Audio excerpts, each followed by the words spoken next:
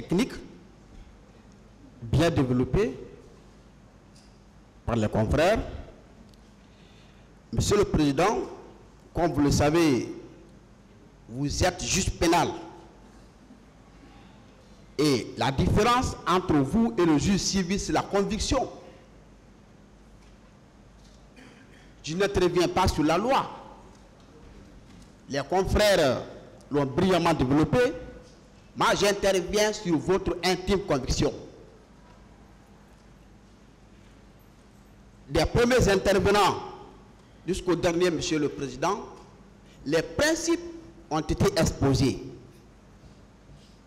Le tribunal a également ses principes à lui. Mais en dehors de la loi, Monsieur le Président, vous devez pencher sur votre intime conviction. Et l'intime conviction, Monsieur le Président, vous conviendrez avec moi, c'est de juger l'acte et les personnes prises individuellement. Si, par extraordinaire, après avoir fouillé sur les exposés techniques qui ont été développés ici, par le parquet, la défense, la partie civile, vous avez le pouvoir de réfléchir autrement. Et vous n'avez pas besoin de motiver votre décision parce que vous êtes juge répressif. Je voudrais attirer votre attention, Monsieur le Président. Je suis étonné de la motivation de l'acquisition du parquet. Parce que le parquet doit intervenir dans le cadre de la politique pénale du gouvernement. Tel qu'il avait fait. Tel qu'il avait fait. Pourquoi ce procès organisé, Monsieur le Président? Voici le sens de mon intervention. Et c'est sur ce tuyau, c'est dans ce tuyau que vous devez puiser votre intime conviction. Pourquoi ce procès est organisé? Pourquoi les moyens sont mis à la disposition du parquet? Pourquoi hier, le parquet qui s'est battu pour obtenir la requalification sur le plan du droit national, pourquoi le même parquet se dédie? Qu'est-ce qui motive ce revirement à 100%? Qu'est-ce qui motive son mariage avec la partie civile CPI? Parce que moi j'appelle partie civile CPI. Qu'est-ce qui motive leur alliance? Alors que c'est grâce à son combat que ce procès a été organisé, Monsieur le Président.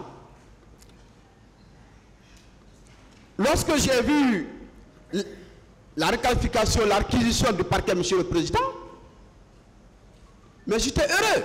Je pensais qu'il demandait la requalification pour que les crimes que nous sommes en train de juger aujourd'hui soient requalifiés en contravention, surtout en ce qui concerne mon client. Vous êtes juge pénal. Et votre rôle, vous n'êtes pas obligé de suivre les parties dans le développement technique. Vous avez un pouvoir. Et dans le procès pénal, Monsieur le Président, nous avons vu des vidéos qui sont les références logiques du juge répressif. Qu'est-ce que vous avez vu ensemble? Qu'est-ce que nous avons vu ensemble? Voici les sources de vos convictions, Monsieur le Président. Les témoins ont défilé à cette barre. Je n'ai pas besoin de vous rappeler.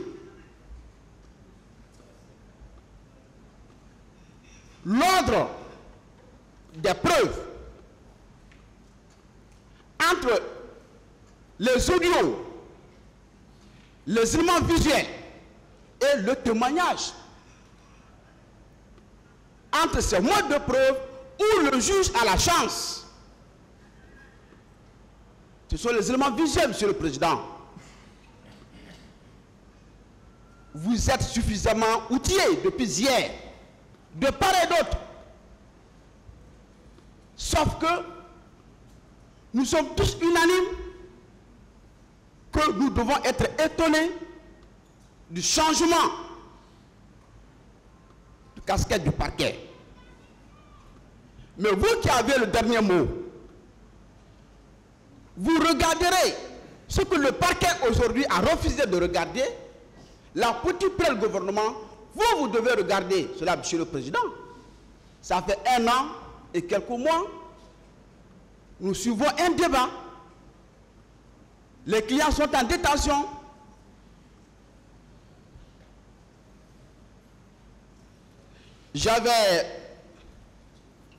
Vous accepterez, Monsieur le Président, une petite boutade. Quand on m'a posé 2 questions, j'étais dans un café-bar. Mais, pourquoi on demande encore que ces infractions soient qualifiées en crime contre l'humanité? Je n'ai pas répondu. J'ai observé le silence. Il dit, mais pourquoi vous voulez encore envoyer nos frères à la CPI? Je n'ai pas répondu. Il dit, mais répondez-moi. Qui demande ça sur vous là-bas? Ceux-là, je veux les voir. Est-ce qu'ils sont africains? Les questions qui ont été posées, je n'ai répondu à aucune question, Monsieur le Président. C'est des profanes qui se posent la question. C'est pourquoi je voudrais inviter le panafricaniste béninois, Kémy Séba, pour qu'il soit dans cette salle, pour prendre la parole contre le parquet. Pour qu'il soit là. La gravité des infractions, je ne voudrais pas intervenir, mais il faut le faire. Quand une infraction est grave, est-ce que c'est la taille de la peine ou c'est la qualification pénale, Monsieur le Président? Les deux se valent. Les deux se valent. C'est pourquoi je vous avertis, à ce qui me concerne, la source fondamentale de votre référence, ici dans cette salle, ce sont les vidéos que nous avons vues ensemble.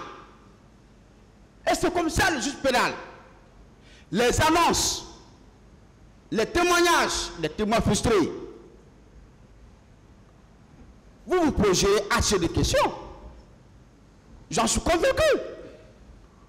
Vous n'accepterez pas que vous quittez si perdant.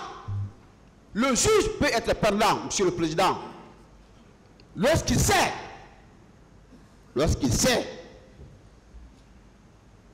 que la décision qui a été prise lui a été imposée, lui a été sifflée, lorsqu'il sait qu'il a fourni moins d'efforts pour rendre cette décision, lorsqu'il sait qu'il y a une erreur judiciaire, lorsqu'il sait qu'il a rendu une décision sur la base d'un témoignage douteux,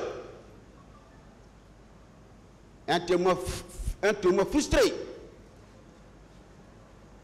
Je sollicite du tribunal une victoire. Et aujourd'hui, Monsieur le Président, tout le peuple de Guinée est fier de vous. Votre tribunal, cette composition. Nous sommes spécialistes. Mais le Guinéen lambda dit, écoute, donc les juges ne peuvent plus maintenant juger, donc ils n'ont pas fait cette formation. Les 99% des peuples sont fiers de vous. Et cette morale doit guider votre analyse ici. Nous ne sommes pas en procédure civile où il faut se loger dans le texte. Non, c'est pour ça que le législateur a dit que vous avez votre pouvoir d'appréciation personnelle, votre intime conviction. Moi qui m'intéresse. Chaîne d'audience. À quelques jours de la fin, ou bien c'est une stratégie pour le parquet, en attendant certainement que de nouveaux dossiers viennent pour demander la jonction. Je pense à ça. C'est pourquoi, Monsieur le Président, j'en suis sûr, la politique du gouvernement, la morale du procès pénal, votre intime conviction, vous n'êtes pas obligé de vous fatiguer. Votre sixième sens, vous avez déjà votre décision. Et j'en suis sûr, je sais, ça sera celle de rejeter la qualification parce qu'elle porte atteinte à la morale africaine.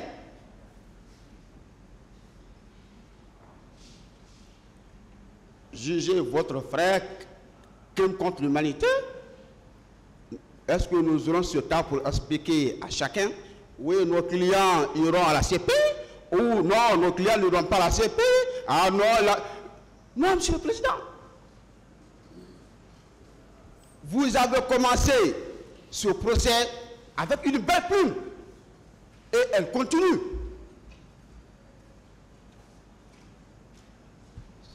C'est sur ce tellement, Monsieur le Président, je termine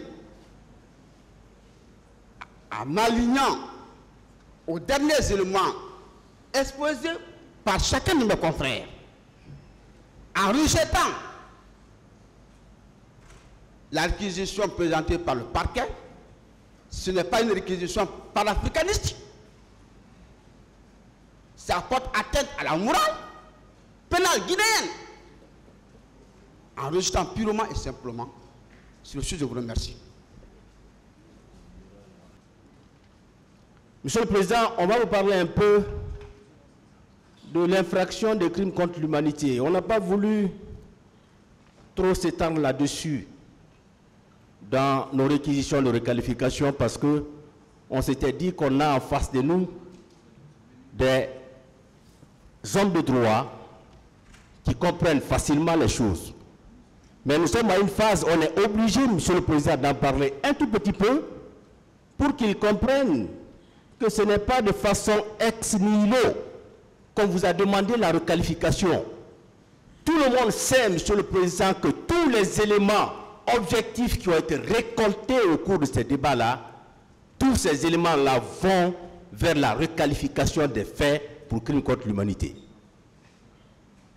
Et cette infraction, Monsieur le Président, pour la comprendre, deux éléments seulement.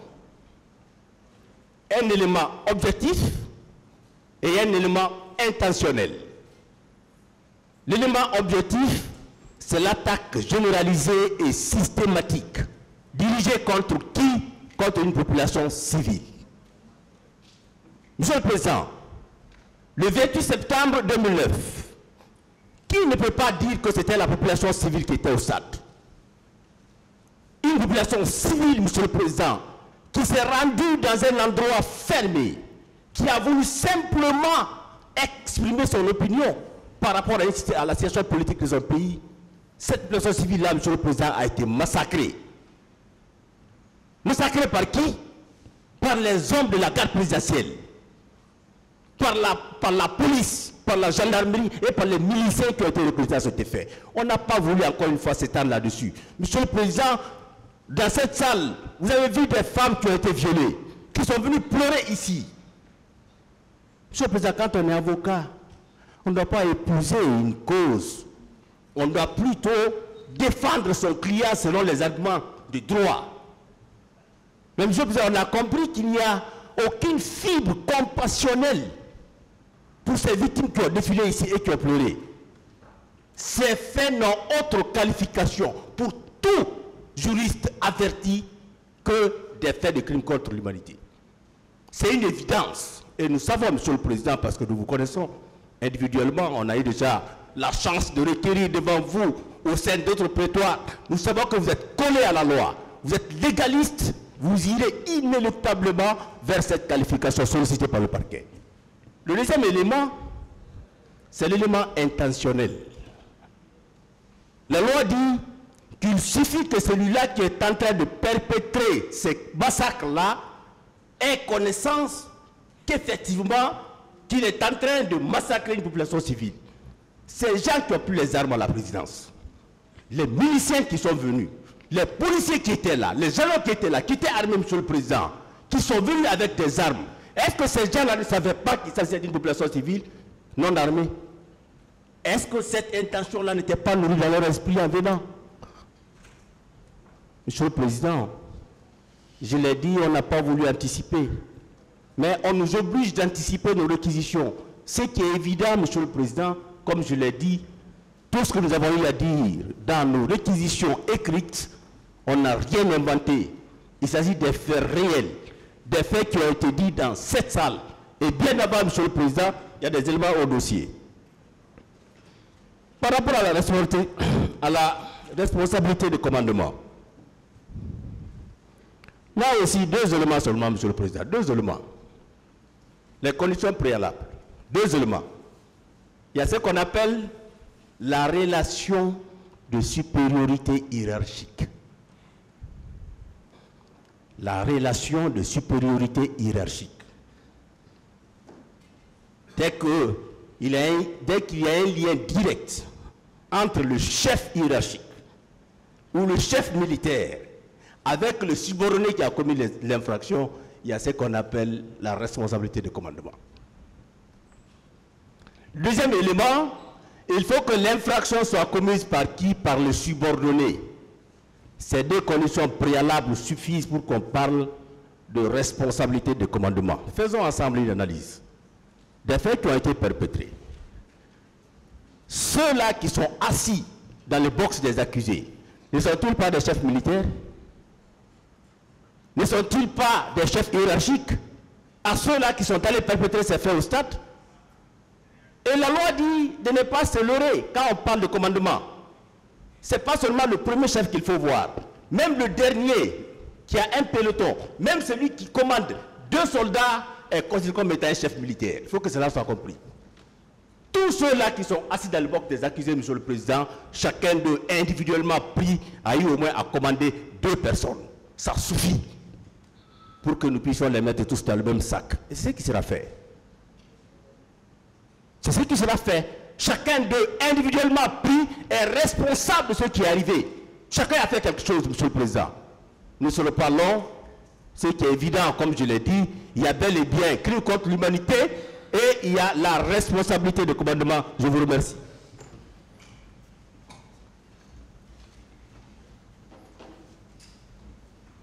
Monsieur le Président, distingués assesseurs,